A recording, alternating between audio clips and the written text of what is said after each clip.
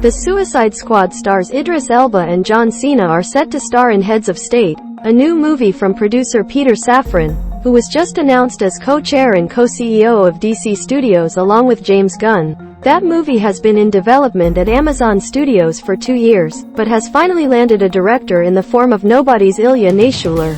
The film, which is described as Air Force One meets Midnight Run, centers on the two as being trapped together in a high-stakes situation. The Hollywood Reporter first named Naishuller as the director. Besides Nobody, the filmmaker's name might ring some bells because of his video game-inspired action thriller Hardcore Henry. Air Force One, the 1990s action classic starring Harrison Ford, centers on a U.S. president who has to become an action hero after Air Force One, the presidential jet, is hijacked. Midnight Run, meanwhile, is a buddy cop action comedy. It centers on a bounty hunter, Robert De Niro, and mob accountant, Charles Grodin, who have to make their way to Los Angeles together.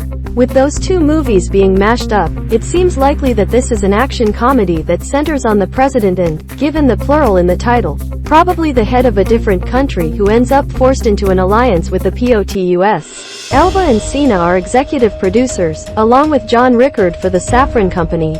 Josh Applebaum and Andre Nemec wrote the screenplay, from an initial draft by Harrison Query.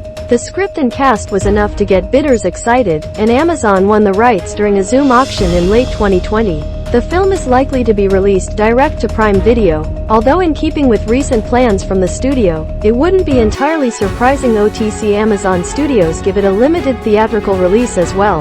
In the time since The Suicide Squad, Cena has kept busy in the DC universe.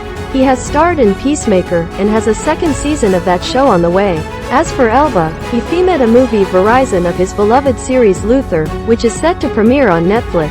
He had small roles in Sonic the Hedgehog 2 and Thor: Love and Thunder, and headlined the survival horror movie Beast.